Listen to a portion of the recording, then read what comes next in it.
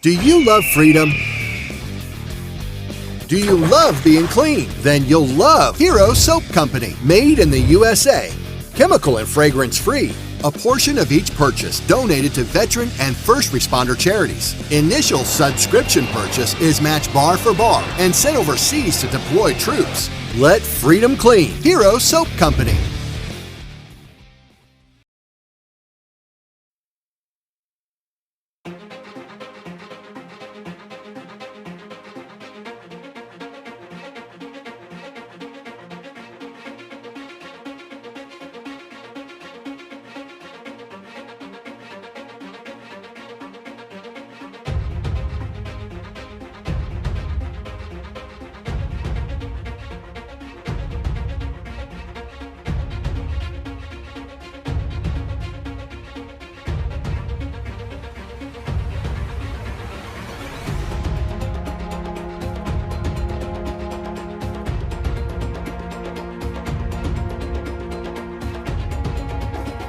Welcome back to Forbidden Knowledge News.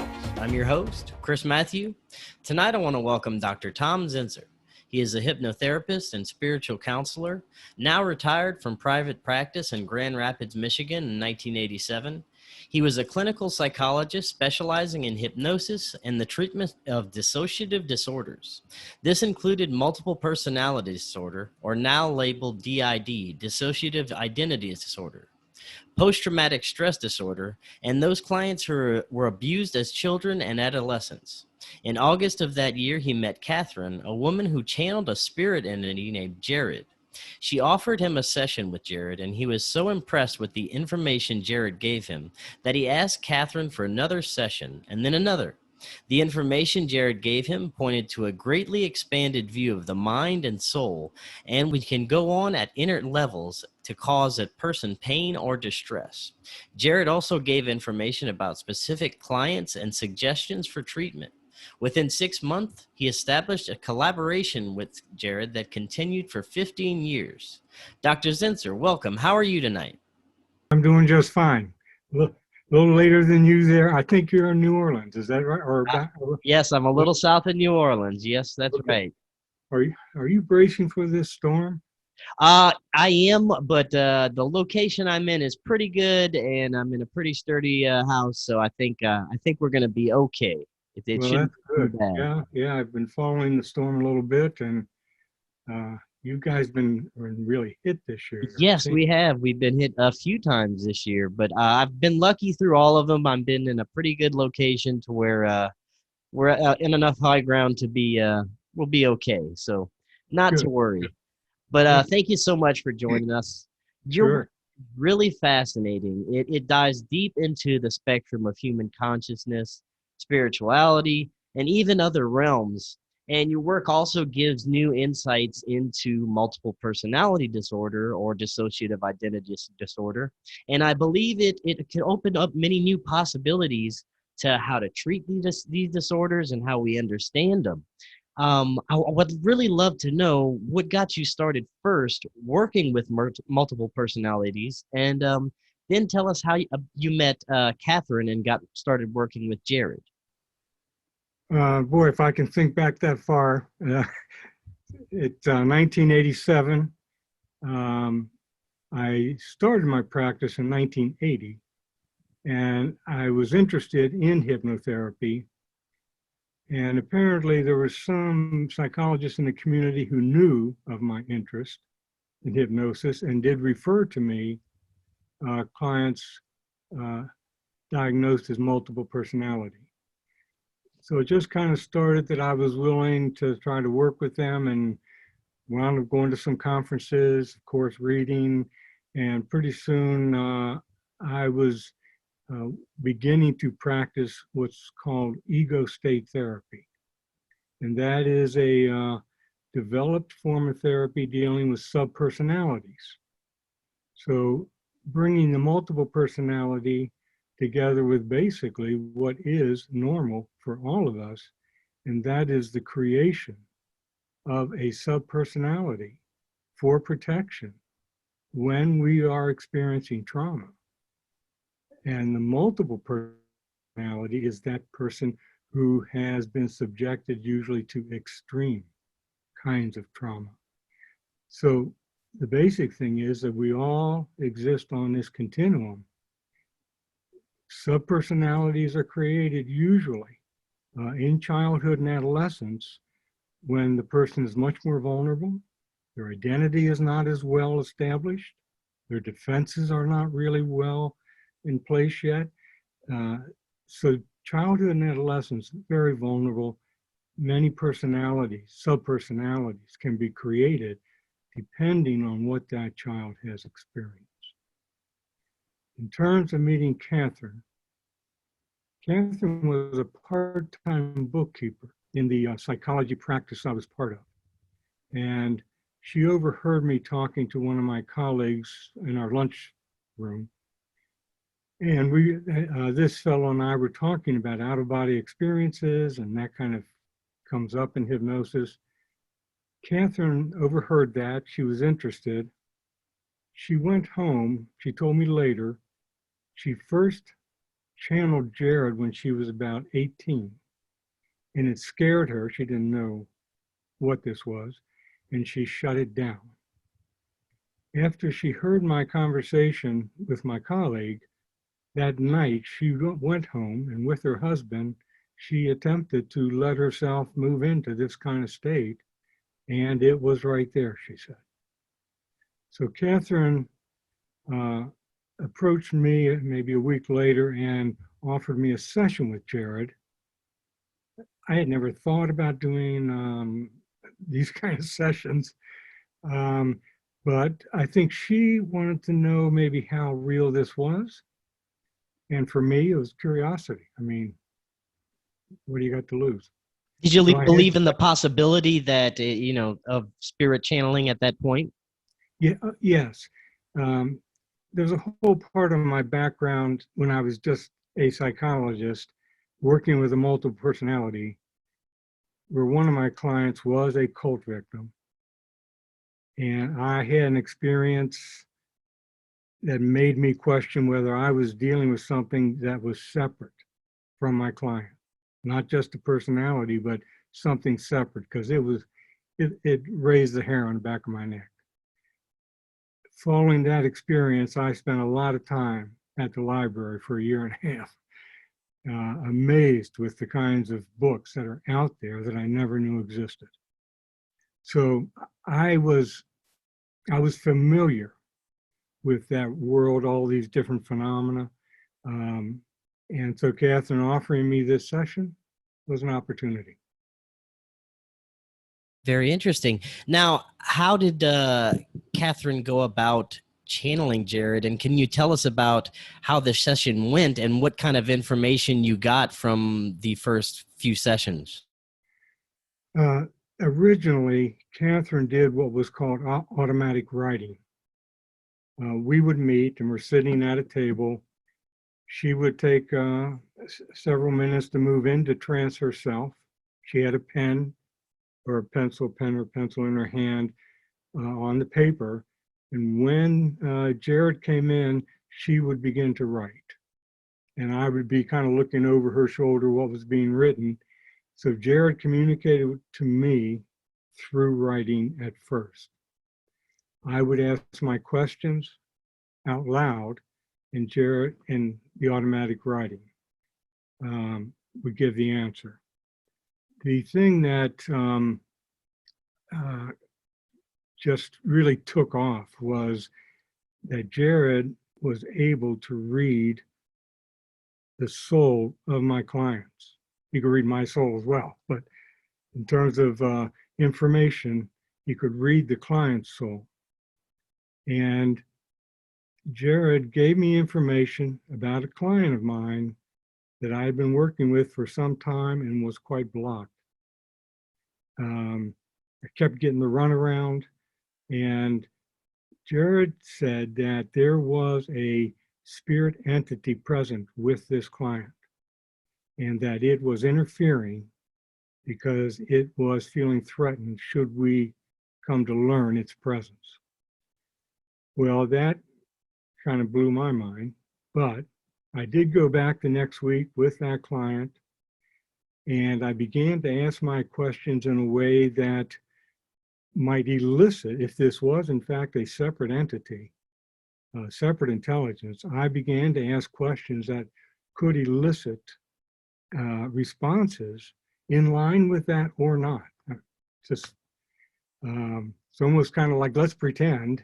And it began to communicate with me. And this is after several sessions of just going around in circles.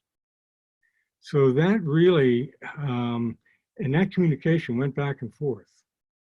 So it pulled me in.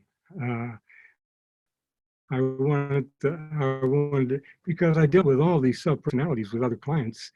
I was used to dealing with, in a sense, entities that belong to the client. To begin dealing with entities and communicating with them when they were separate from my client, that opened up a whole new door for me. So would you consider Jared just a spirit of someone who's passed? Jared's information to me fairly early on is that he has never lived an incarnated life. He has been a guide since his creation.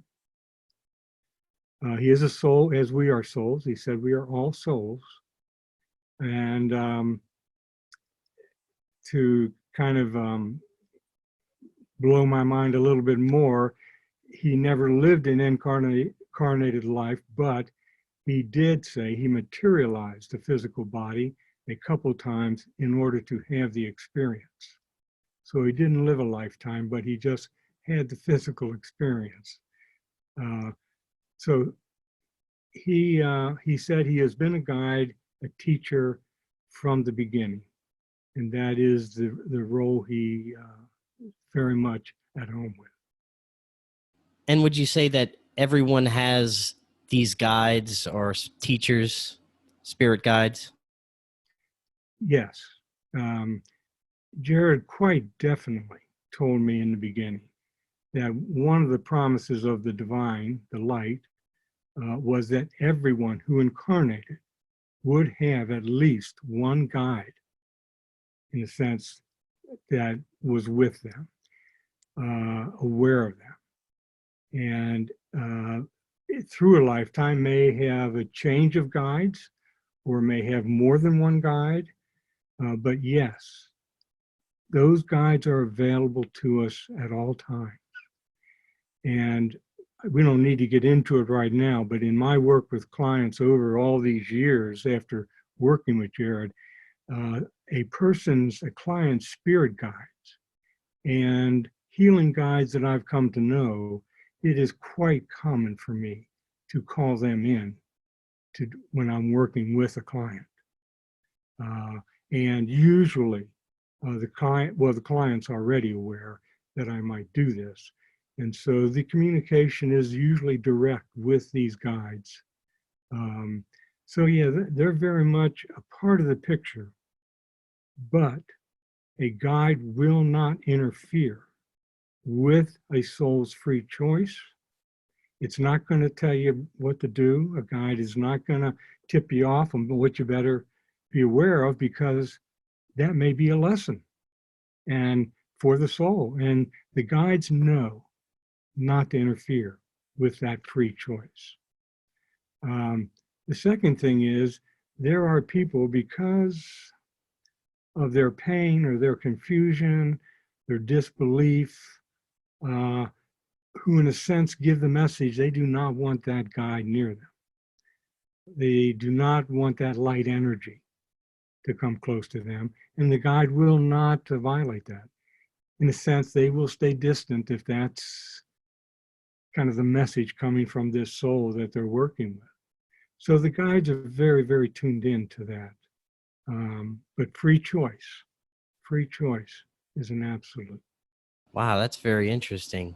Now, I want to talk a little bit about multiple personality disorder itself. You briefly mentioned a few minutes ago that it's mainly created, as from childhood, from traumatic experiences and things of that nature. Could you talk a bit more about how these subpersonalities are created, and do we all have these subpersonalities? Big question, Chris. um, let me talk about then subpersonalities, but also another part of us. And I call it the protective part of the mind. And this is a part that I had to kind of come to understand as I worked with clients and Jared. But I'll kind of describe it as this. It is a part of us that is conscious, but it is separate from the self. My protective part is separate from my conscious self talking to you. And that protective part lives in the present. It is, in a sense, always scanning in the present. And its job for scanning is survival. Its job is protection of the self and survival of the body. Without going too far, would say that the protective part also has a developed emotional, psychological part of its consciousness. It's not just a robot, in a sense, it's conscious. But it is a limited consciousness. It's not worried about what you're going to do tomorrow. It's not thinking about what you did yesterday. It is strictly in the present. And if there is a threat to the body or the self, the protective part will be triggered. It will react.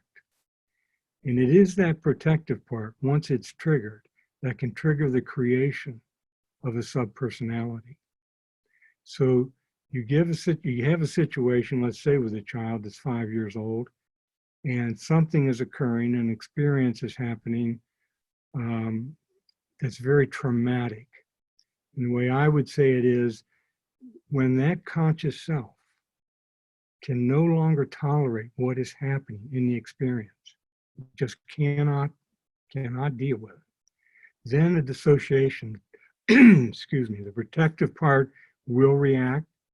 It'll start the creation of a subpersonality to take over that situation and do whatever has to be done in order to take care of it, to survive it. Once that trauma has passed and the person is safe, that subpersonality does not just disappear or dissolve. It will move to the unconscious mind when the conscious self resumes the conscious spot, as I call it. So when that conscious self comes back into present awareness, the trauma has passed, that subpersonality has moved to the unconscious mind. And then what happens is it is still a living being. I look at it as it's a psychic being, but it's in a very narrow reality. And it's a reality created by its consciousness, and unfortunately created the consciousness of the trauma it's living in. That's the reality it's kind of stuck in. So when I first meet a subpersonality, it often doesn't know that my client is 30 years older, has their own wife or husband, maybe has their own child, different home. The subpersonality often is not aware of that until I begin to work with them. Later in life, this 5-year-old, now the person grows up to be 30.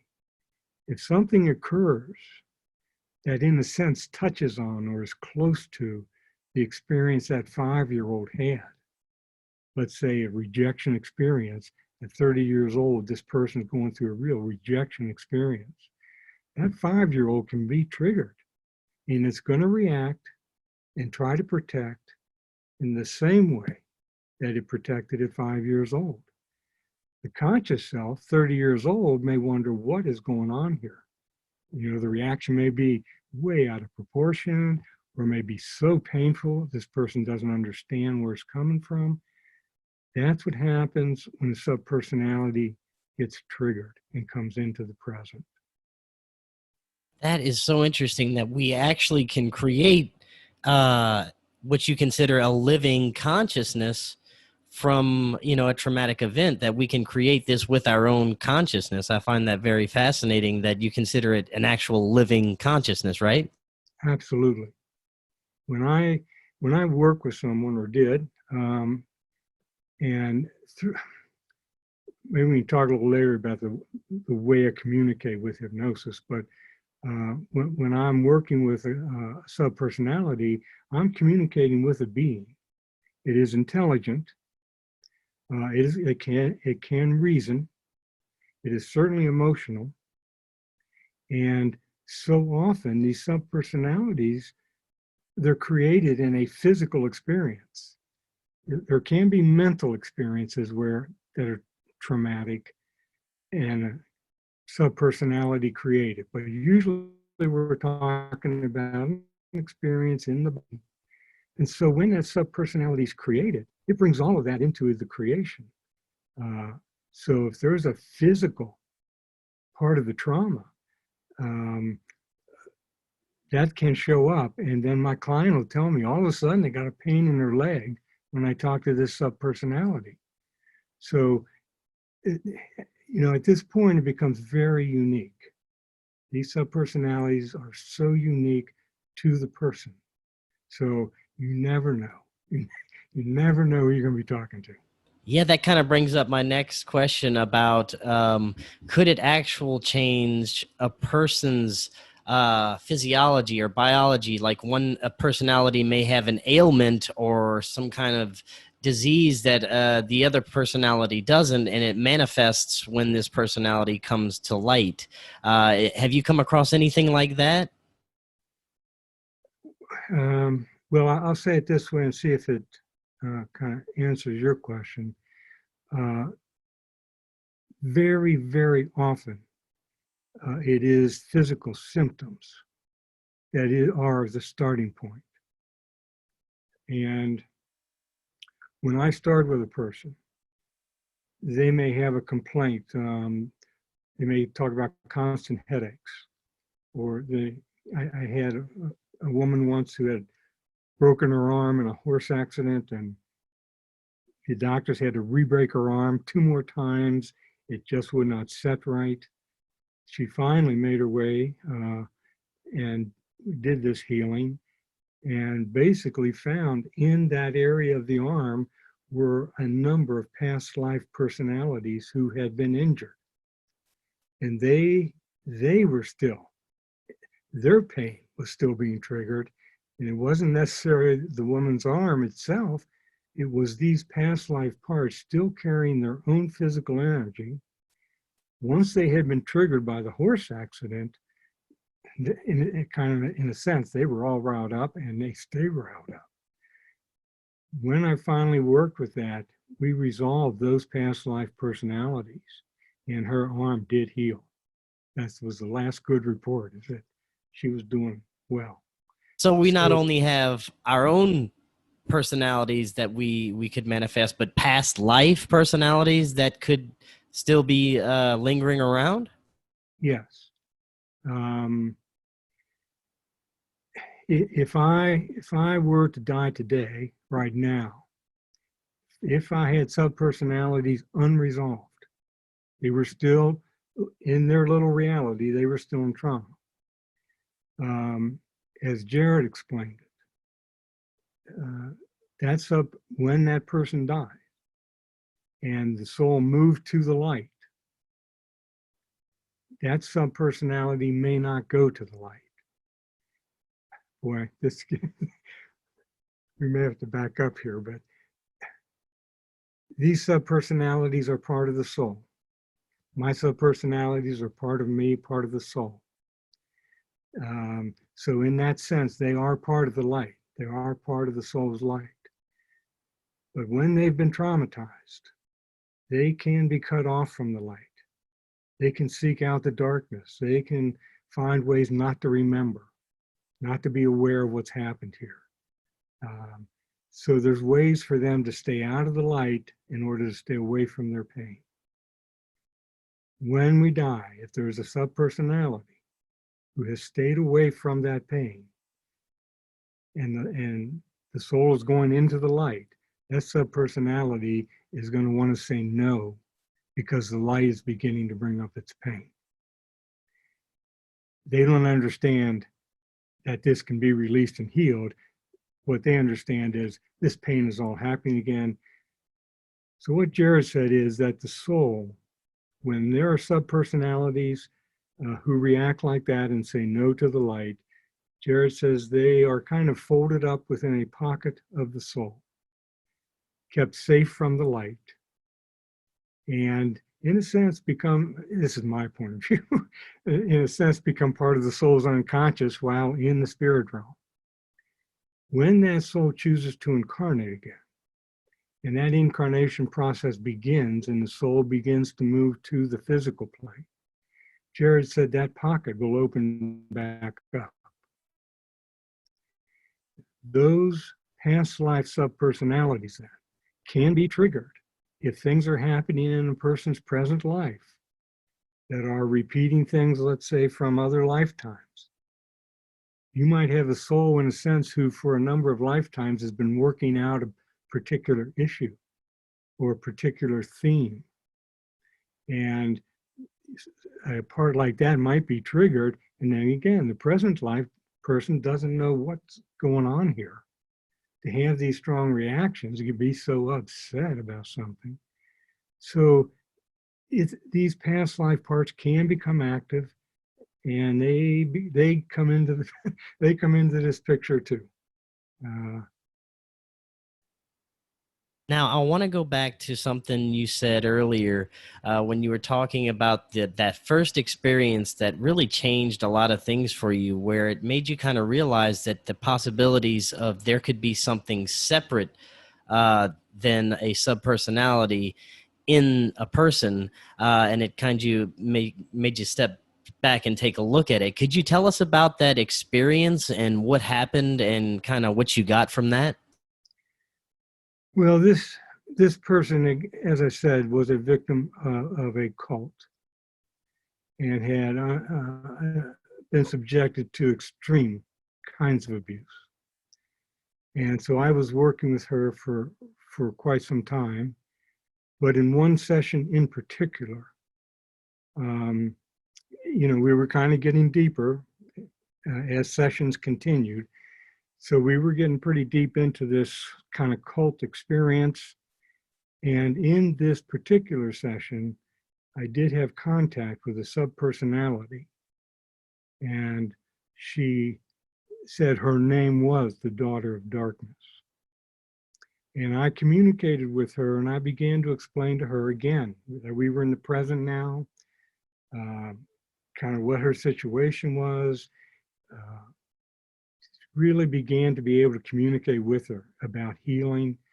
And so we were doing pretty well in terms of communicating. And I began to work with her about what had happened to her in this cult. And she began to describe what had been done. And as that was happening,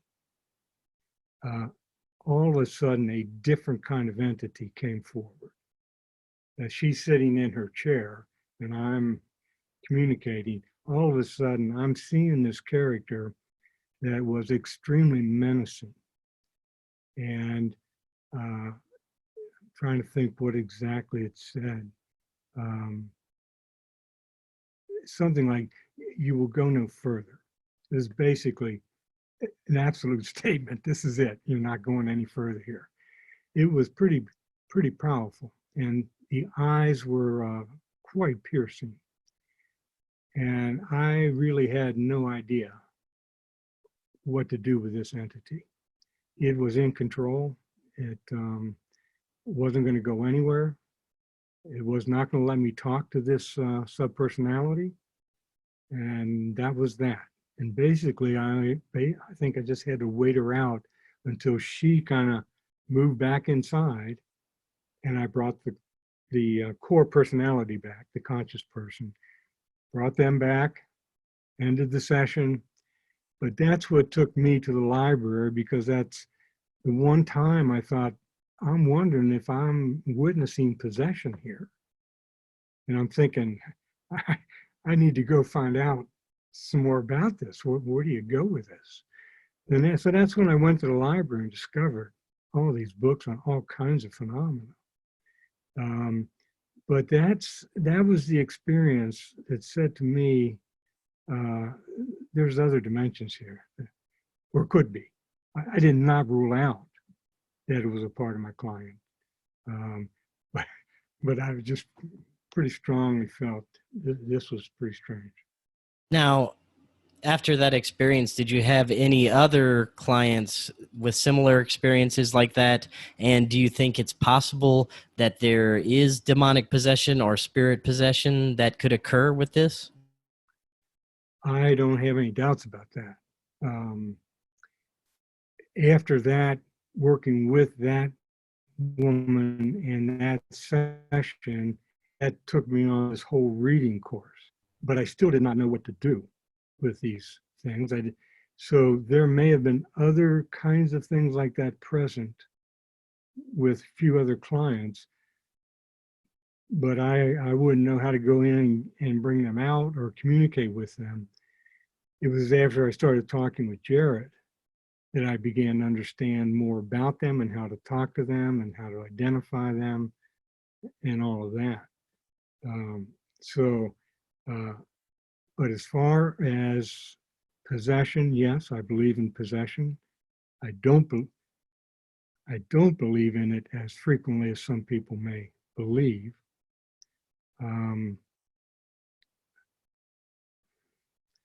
Possession by what I would call dark entities is an extremely powerful move on a soul. And it isn't just that they just kind of walk in and take over. A possession is usually something that's being developed over time, almost like getting parts of that person, bringing parts of that person under control. So it's a kind of a slower process, but the entity does intend to possess, and that is their goal. What I usually have found, what I've worked with thousands of times, is what I would call spirit attachment, spirit intrusion. And that means also intrusion by what is very dark souls. But their intention is not possession. So that's just the distinction I would make. Possession, there's an intention to really take over the soul, to control it. With these other spirits, there's other things that they're after.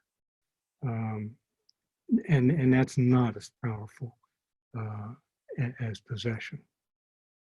Now, would you say that the subconscious is sort of like a doorway to the spirit world or spirit realms, that we can access these realms through our consciousness?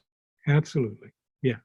We not only can access them, we are in them, even though our ego conscious mind may not be aware of them.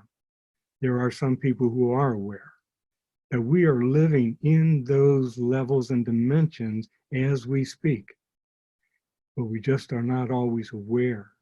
So I would look at it as dimensions and levels that go from, let's say, there's my conscious mind, there's my unconscious mind where subpersonalities may exist and body things, but then there are other levels outside the soul, psychic dimensions, astral dimensions, spirit dimensions, and all kinds of stuff going on. But yes, we are accessing, in touch with those dimensions. They're part of us. And would you also agree that there are, I guess, higher and lower dimensions? The lower dimensions were containing, I guess, entities that are more malevolent or dark, and then higher dimensions containing more light or loving entities? Well, that's exactly the way that I would talk about it. The spirit realm of light, and I would just refer to all of the reports of the near-death experience. When those people experience the light, and they describe what that is like, I would say that that light is touching their own soul light, and they are awakening at that time to themselves as souls.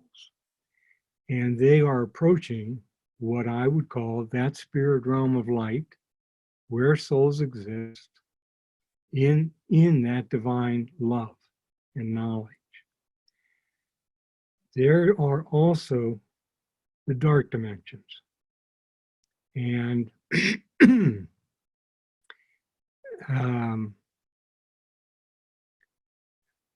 big topic.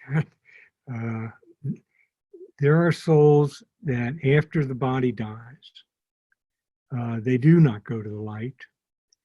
They get sidetracked or they get blocked because of guilt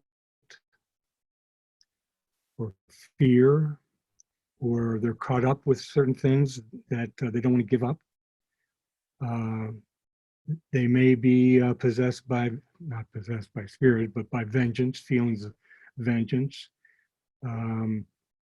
I've worked with souls who got caught in darkness, partly because they did not want to go to the light, because they knew they would have to, at least they felt or believed they would have to reincarnate, and they did not want to go through that again. So in that darkness, and if we talk about it spatially, upper and lower, but that darkness, Jared described the darkness as a place without light, love, or knowledge. And these souls that move into darkness as a place without light, that's the light they're a part of, and now they've become cut off from it. And Jared said they are still beings of light. That light is still there within them, but they've gotten, in a sense, it's veiled. It's gotten, their awareness has gotten cut off from it. But that light is still a part of them. And in that darkness, they still need light energy to continue. But because of what's happened to them and who they are and what they believe, they are not going to go to the light to be replenished, renewed. Jared said they can take light, siphon light from humans. He said humans, as incarnated souls, is what he described as stepped down light. That we're, in a sense, at a level of light that enough that these other souls can access or attach to and take energy. So this place that they exist without light, love, or knowledge, it's not a nice place. And they very often get caught up by darker souls who are a lot more knowledgeable, who've been at it a long time, and they're up to a number of things, either taking energy or exercising control over souls. Again, it's not possession, but it is exercising different kinds of control. And there are those dark souls. When a person dies, that soul starts to leave the body. If they're one of those souls that are afraid, kind of caught in their own darkness, angry or raging, there can be a dark soul that attempts to approach and kind of seduce that soul, bring it into relationship with itself, offer it something. But in doing that, it is basically a way of kind of creating webs, creating connections, and bringing souls into that web.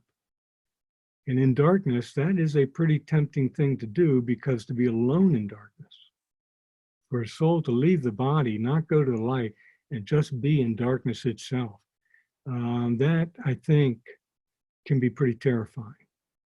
So those souls can be very vulnerable to souls already in darkness, can be pulled in and, in a sense, become part of the program. So I'll let you Wow. Now, would you say with any of the work you've done that you were able to help some of these souls access the light? I would say that uh, I probably was able to help about 80% of them return to the light. And Jared taught me how to do that, first by telling me that a soul, absolutely free, always has absolutely free choice, also has the choice to leave the darkness and return to the light at any time it chooses. And that is really the big word. Once they're in darkness, they don't really understand they've got a choice. They're usually, again, still afraid of the light and cut off from the, there's just nothing there for them to say, oh, you can go to the light. It's all going to be okay. When I came into contact with them, working through my client, I could help them to understand that they did still have the light, number one. Number two, they were already forgiven by the divine light for what's happened. And that the divine always wants all of us to come home, as number two.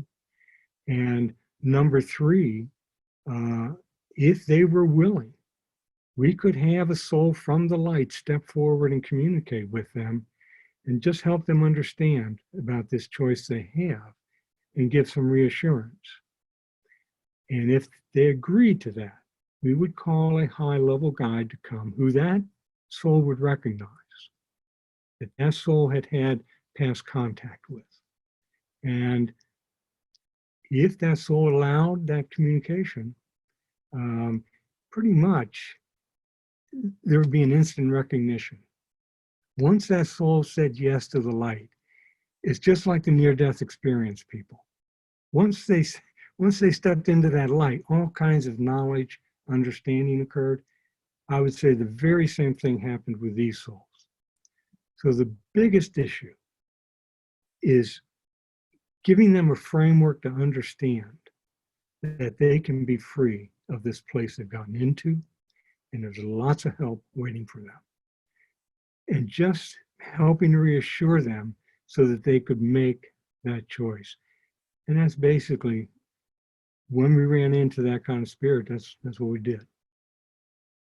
Now, when someone comes to you with, say, multiple personalities, how would you go about your process of helping them? I know hypnotherapy is involved, but could you tell us, kind of go over your process with what you do?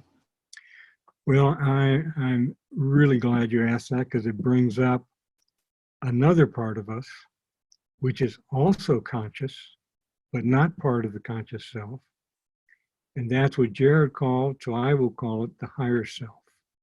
Some people call it the true self, the Christ consciousness, the inner self, the inner guide, all kinds of names. But in Jared's definition to me, his description to me, that the higher self is a creation of the soul. That when a soul incarnates, the soul, in a sense, Jared said, sends forward a piece of itself into that incarnation to that person. And that higher self is always a direct conduit to the soul's light. But that higher self also has knowledge. It knows it's part of the light. It also has information about that person's present life and what's happened. It also knows about the past lives, or when needed, can go into the soul to find out information that's needed in our healing sessions. So the higher self in some ways becomes an assistant, a co-therapist. So to go back to your question, how you start a process. When a client is in the chair, relaxed, and it's always the client who moves himself into trance. Nobody's controlling that. But what they're doing is allowing their conscious mind to move aside. When that happens, I communicate through something called idiomotor response. And this is a hypnotic technique. It's over 100 years old at least. And that is where you communicate with the unconscious through physical gestures instead of voice and language. So in this case, what is normal is using finger signals. Yes and no, stop, or I don't know. You have 4 signals like that. When the person goes into trance, I'll ask the protective part of the mind to come forward with me and ask whether it's willing to communicate. This part we talked about earlier. Usually, or most often, I'll get a yes. The protective part is always wanting the best for the person. That's its job, is to protect the self. So it always wants that kind of the best thing. It just doesn't always understand what is always the best thing. And what happened with me, and then with Jared's help, when I started working with people before meeting Jared, my belief is the protective part saw me as a bull in a china shop. I was trying to come into the unconscious and identify these traumas and work with them. After I learned about the protective part and communicated directly with the protective part, made sure it understood what we were doing. We were here for healing and release. It may have been painful up front, but ultimately is good stuff. Once the protective part understood that process, I hardly ever had to communicate with it again. And once it said yes, then I asked for its permission to bring the higher self forward. And I would ask higher self to communicate with me. If I got a yes from higher self, meaning the good connection between the self and the higher self, then that's when I would say the therapy of the healing really begins. So I would say to higher self, higher self, John, who's here with me, has described an incident that happened last week. He just went into a panic attack. Higher self, I'm going to ask that you look inside and see if there's someone or something you see involved in that panic attack. And first finger if you have found something, second finger if you do not. That's kind of what starts the whole ball rolling. And usually I would get a yes. Higher self says yes, found something. I would ask higher self, is there someone or something you have found involved in that panic attack? Again, yes, confirmation. Then I would say, if it is someone, then the first finger. If it's something, then the second finger. So and this is in my books, these are protocols for what questions to ask and how to work your way into these experiences. So if higher self then identifies someone, it brings forward, I find out through the questioning, it is a subpersonality, tells me that it was created when the body was 8 years old. I will ask that 8-year-old, are you willing to have light, love, energy brought to you? Sometimes they'll say yes, it's very open to it. It may even have a little experience of the light. A lot of times the subpersonality right off will say no. Then I got to kind of talk to them. But the process is to bring light to that subpersonality. And again, I'll just say, like the near-death experience, that ego state brings in light. Once that happens, it does not want to be without that light. It loves it.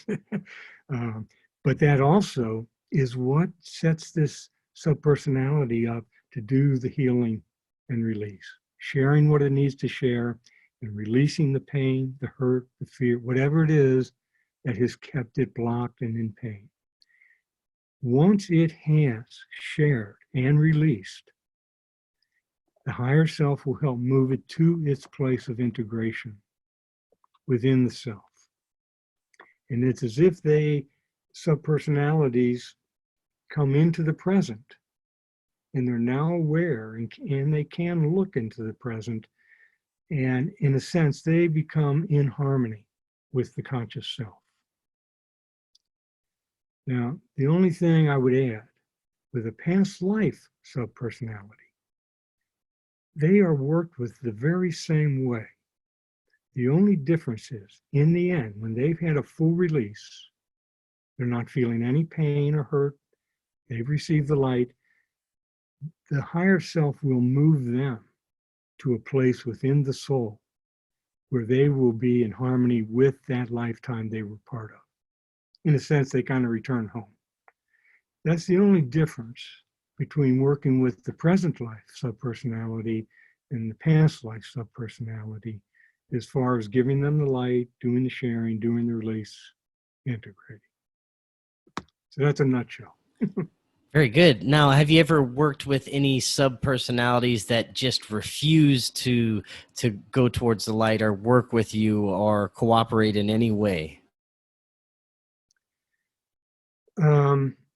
Yes. I've worked with a lot of subpersonalities who originally, from the start, refused the light. There are a number of them that are angry at the light. They blame God for what's happened to them. Or they're being influenced by outside entities telling them that such and such is all a fake, or, so-and-so means you harm, or so that can happen. But again, when I meet them and I begin to talk with them, we can work that out.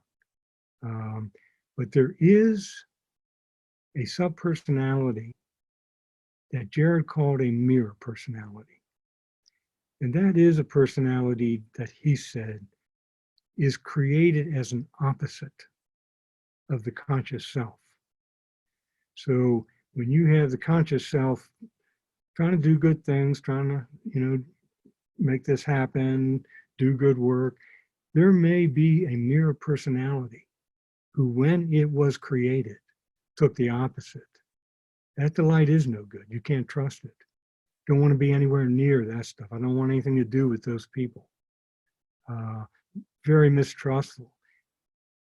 If you communicate to that subpersonality and are able to start communicating about itself, you'll find out that it was created in darkness. It believes itself to be a part of darkness. And the problem with that mirror personality is it's in an all or none position. If it receives light, it believes it is going to be destroyed. It will be dissolved. That is its belief. And everything about it tells itself that. So it's very difficult to talk with and get the trust of that mirror personality. And in fact, that is what happens, in the sense that if they finally decide to receive the light, what's going to happen is a change in their point of view. It's going to be a change in their consciousness. And it's a change they could never, ever have foreseen or anticipated. For them, it's that all or none thing. So they have to get to a point where, in this case, with myself as the therapist, where they would need to trust what I'm saying to walk up to this point and take the leap. So in that sense, that is a kind of personality. And if you find a personality like that within someone, more than likely there's usually only one. And it can be pretty powerful. Now, can a subpersonality come out at any time during someone's life? Say they have a subpersonality formed in childhood and it gets pushed deep into the subconscious, and then maybe 20, 30 years later, it appears again. Is that something that's possible or that you've come across? Well, what I described earlier is these subpersonalities can be triggered forward a lot, depending on who it is, what's happened to it, what pain it carries. But as far as coming with a multiple personality, the dissociation is so extreme that these personalities do, in a sense, develop their own ego reality, their own personality. So they can be out in the world and form friends, and maybe they're the ones who go to work every day. They can do that. But for most of us, the subpersonalities do not have that kind of development. And so they're more or less, they can influence. You can have a powerful subpersonality that in a sense is constantly kind of on guard or interfering this way or that. It can be active. Probably most of them are more that they come out when they're triggered, when somebody's stepping on their issue. Then they'll come out. But again, let's take for an example a subpersonality who was created, and the protection turned out to be not to get emotionally close now to anyone. Something's happened between maybe the child and the parent, or between an older teenager and her girlfriend or boyfriend. And this personality learns there's too much pain there. That personality could be so strong that it could almost, in a sense, ride that issue in the person's life. So that every time that person began to kind of get engaged in a relationship, began to think maybe, this feels good, that personality may be right there to react and do something to mess up the relationship, or do one thing or another to stop it because it's too threatening. So in that sense, it doesn't come out necessarily, but it's kind of operating behind the scenes a lot. Now, the last thing I want to talk about tonight is something you briefly mentioned earlier, about out-of-body experiences and how they kind of relate to this. Could you talk about that a little bit more, how out-of-body experiences tie into this?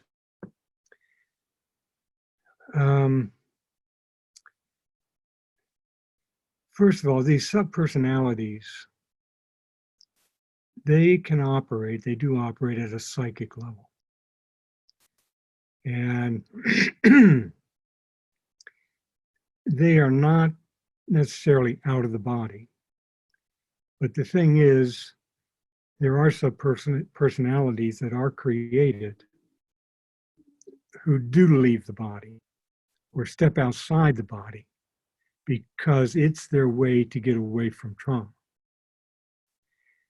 Now, usually that means they step outside the body, but they're still within the person's aura. They're still within the person's energy, but they're not in the body.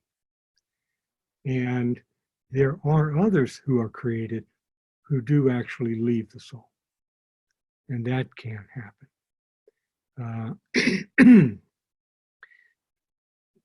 I would say, well, I don't understand all the dynamics of people who do have out-of-body experiences at will, do lucid dreaming at will. But in terms of people, my clients who have gone through trauma, it was not unusual to run into a subpersonality who is not in the body. And these subpersonalities, yeah, I should bring this in before we run out of time. These subpersonalities can be accessed or contacted by external entities, extraterrestrials, dimensional beings. These subpersonalities can be the access that those outside beings can use to make contact and kind of do whatever it is they're up to. And especially these subpersonalities who have left the body. In a sense, they're existing at that psychic level, and in that way, somewhat more approachable by these outside entities. So the subpersonalities, they are, I would say, a main vulnerability for outside access. And we have to work with that a lot to Now help them. you mentioned something that I have to ask about. You said extraterrestrials. Now I have a lot of topics. I do a lot of shows on extraterrestrials and UFOs. How do extraterrestrials communicate or tie into this phenomenon with the subpersonalities?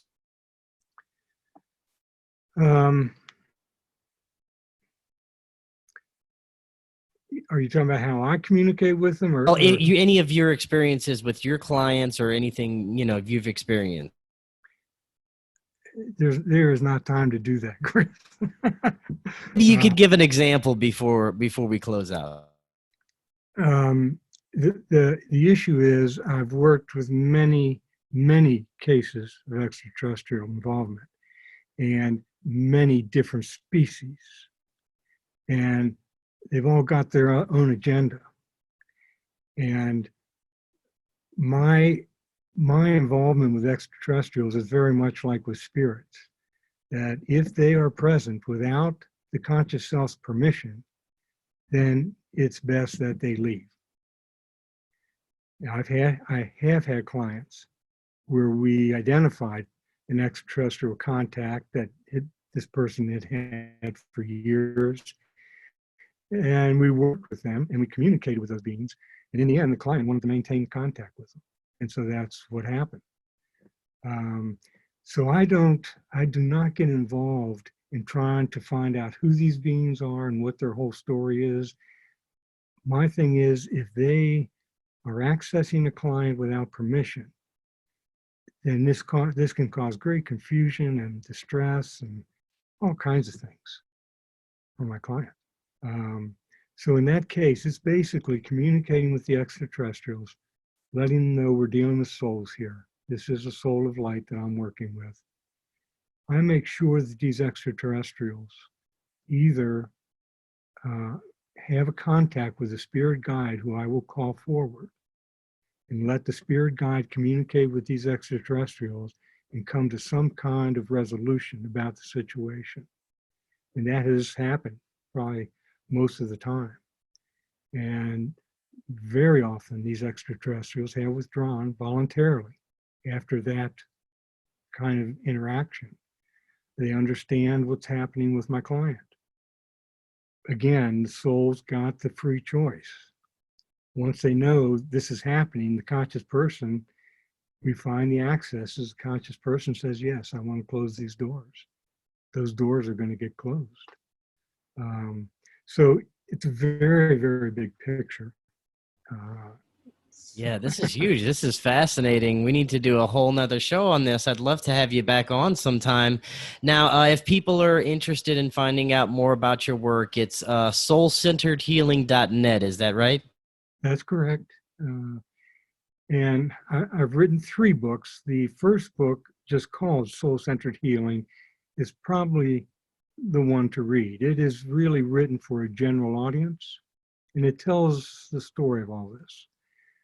The other 2 books were really written for hypnotherapists. So it's got a clinical kind of bent. People could still learn a lot from it, but it is oriented towards practice. So those are the books I've written. The website will have some information. I have some other interviews posted there. I would want to post this on the website at some point. And so, yeah, they can go to the website and kind of go from there. The books are listed there also. Oh, very good. Well, thank you so much, Dr. Zinser, for coming on. Like I said, I'd love to have you back on because there is tons more we could talk about this. And I really appreciate you taking the time, and have a great rest of your evening. Hey, thank you, and the best to you too.